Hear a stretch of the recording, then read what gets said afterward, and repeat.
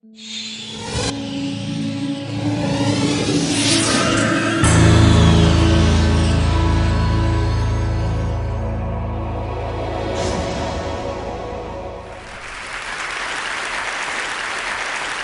not about technology, it's about people and stories. I could show you what recently was on television as a high-quality video, 60 minutes, many of you may have seen it, and it was the now director of the entire piece of the Veterans Administration, who himself had lost an arm 39 years ago in Vietnam, who was adamantly opposed to these crazy devices that don't work. And it turns out that with 60 Minutes, cameras rolling in the background after he pretty much made his position clear on this, he had his hook and he wore this arm for less than 2 hours and was able to pour himself a drink and got quite emotional over the fact that, quote, his quote, it's the first time he's felt like he's had an arm in 39 years. But that would sort of be jumping to the middle of the story. And I'm not going to show you that polished video. I'm going to instead, in a minute or two, show you a early, crude video because I think it's a better way to tell a story. A few years ago, I was visited by the guy that runs DARPA, the people that fund all the advanced technologies that businesses and universities probably wouldn't take the risk of doing. They have a particular interest in ones that will help our soldiers. I get this sort of unrequested, by me anyway, visit, and sitting in my conference room is a very senior surgeon from the military and the guy that runs DARPA. They proceed to tell me a story which comes down to basically the following. We have used such advanced technologies now and made them available in the most remote places that we put soldiers, the hills of Afghanistan, Iraq. They were quite proud of the fact that, before the dust clears, if some soldier's been hurt, they will have collected him or her, they will have brought him back, they will be getting world-class triage emergency care faster than you and I would be getting it if we were hurt in a car accident in a major city in the United States. That's the good news. The bad news is, if they've collected this person and he or she is missing an arm or leg or part of a face, it's probably not coming back. So they started giving me the statistics on how many of these kids had lost an arm. And then the surgeon pointed out with a lot of anger, he said, why is it at the end of the Civil War, they were shooting each other with muskets. If somebody lost an arm, we gave them a wooden stick with a hook on it. Now we got F-18s and F-22s, and if somebody loses an arm, we give them a plastic stick with a hook on it. And they basically said, this is unacceptable. And then the punchline, so Dean, we're here because you make medical stuff. You're going to give us an arm. And I was waiting for the 500 pages of bureaucracy and paperwork and DODs. No, the guy says, we're going to bring a guy into this conference room. And wearing the arm you're going to give us, he or she is going to pick up a raisin or a grape off this table. If it's the grape, they won't break it. Great, he needs efferent, afferent, haptic response sensors. If it's the raisin, they won't drop it. So he wants fine motor control. Flex at the wrist, flex at the elbow, abduct and flex at the shoulder. Either way, they're going to eat it. Oh, by the way, Dean, it's going to fit on a 50th percentile female frame, namely 32 inches from the long finger and weigh less than 9 pounds. 50th percentile female frame. And it's going to be completely self-contained, including all its power. So they finished that, and I, as you can tell, I'm a bashful guy. I told them they're nuts. They've been watching too much Terminator. Then the surgeon says to me, Dean, you need to know, more than 24 of these kids have come back bilateral. Now, I cannot imagine, I'm sorry, you may have a better imagination than I do. I can't imagine losing my arm. I'm typically at 22 years old. But compared to that, losing 2 seems like That would be an inconvenience. Anyway, I went home that night. I thought about it. I literally could not sleep thinking about it. I wonder how you'd roll over with no shoulders. So I decided we got to do this. And trust me, I got a day job. I got a lot of day jobs. Most of my day job keeps me busy funding my fantasies like First and Water and Power. I got a lot of day jobs. But I figured I got to do this. Did a little investigation. Went down to Washington, told them, I still think they're nuts, but we're going to do it. I told them I'd build them an arm. I told them it would probably take 5 years to get through the FDA and probably 10 years to be reasonably functional. Look what it takes to make things like iBots. Great, he said, you got 2 years. I said, I'll tell you what, I'll build you an arm that's under 9 pounds that has all that capability in 1 year. It'll take the other 9 to make it functional and useful. We sort of agreed to disagree. I went back and I started putting a team together, the best guys I could find with a passion to do this. At the end of exactly 1 year, we had a device with 14 degrees of freedom, all the sensors, all the microprocessors, all the stuff inside. I could show you it with a cosmesis on it that's so real it's eerie, but then you wouldn't see all this cool stuff. I then thought it would be years before we'd be able to make it really, really useful. It turned out, as I think you could see in Amy's capabilities and attitudes, people with a desire to do something are quite remarkable, and nature is quite adaptable. Anyway, with less than 10 hours of use, 2 guys, one that's bilateral, he's literally got no shoulder on one side and he's high transhumeral on the other, and that's Chuck and Randy together. After 10 hours, we're playing in our office, and we took some pretty cruddy home movies. At the end of the one I'm going to show, it's only about a minute and a couple of seconds long, Chuck does something that to this day I'm jealous of. I can't do it. He picks up a spoon, picks it up, scoops out some shredded wheat and milk, holds the spoon level as he translates it, moving all these joints simultaneously to his mouth, and he doesn't drop any milk. I cannot do that. His wife was standing behind me. She's standing behind me at the time, and she says, Dean, Chuck hasn't fed himself in 19 years, so you got a choice. We keep the arm, or you keep Chuck. So, can we see that?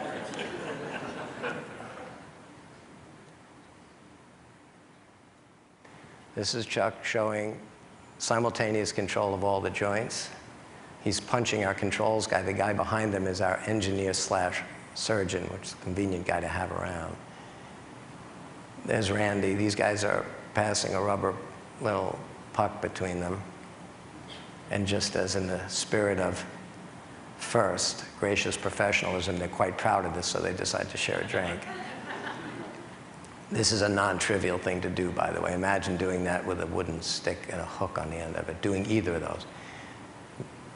Now Chuck is doing something quite extraordinary, at least for my limited physical skill. And now he's going to do what DARPA asked me for. He's going to pick up a grape. He didn't drop it. He didn't break it. And he's going to eat it. So that's where we were at the end of about 15 months.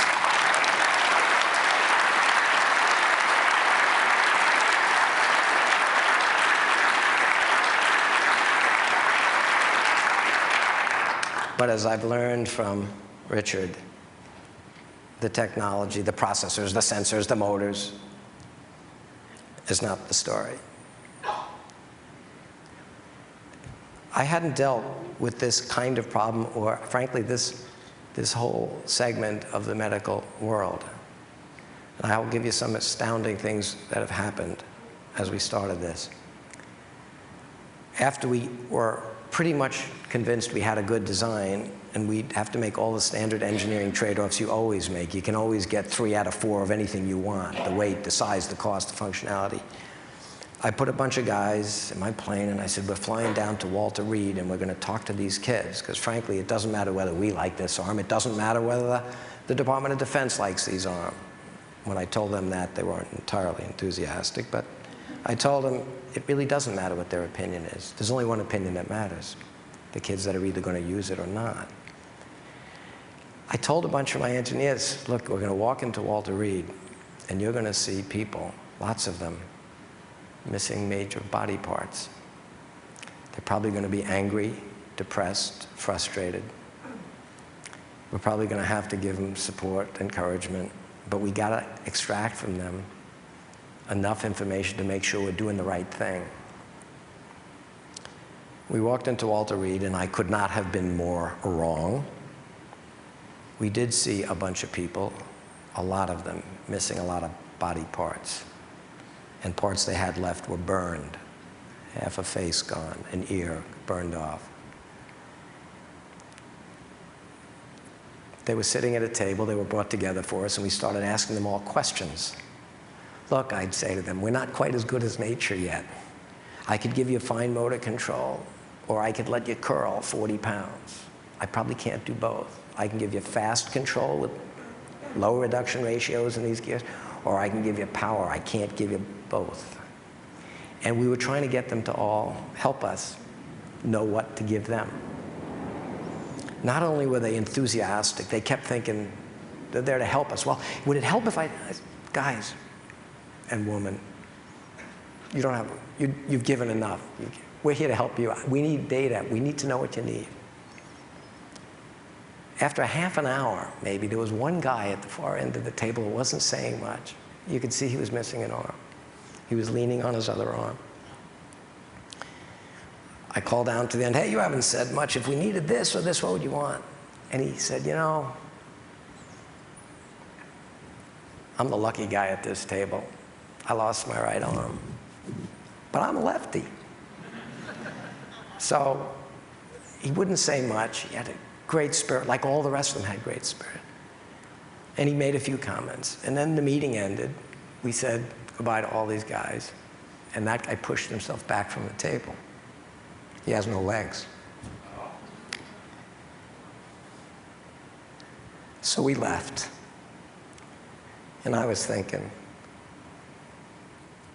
we didn't give them support and encouragement. They gave it to us. They're not finished giving yet. It was astounding. So we went back, and I started working harder, faster. Then we went out to Brooke Army Medical Center, and we saw lots of these kids, lots of them. And it was astounding how positive they are. So we went back, and we've been working harder yet. We're in clinical trials. We've got 5 of them on people. We're screaming along. And I get a call, and we go back to Washington. We go back to Walter Reed, and a kid literally 20-some odd days before that was blown up. And they shipped him to Germany. And 24 hours later, they shipped him from Germany to Walter Reed. And he was there. And they said we needed to come. And I went down, and they rolled him into a room. He's got no legs. He's got no arms. He's got a small residual limb on one side. Half of his face is gone, but they said his vision's coming back. He had one good eye. His name is Brandon Morocco. And he said, I need your arms, but I need 2 of them.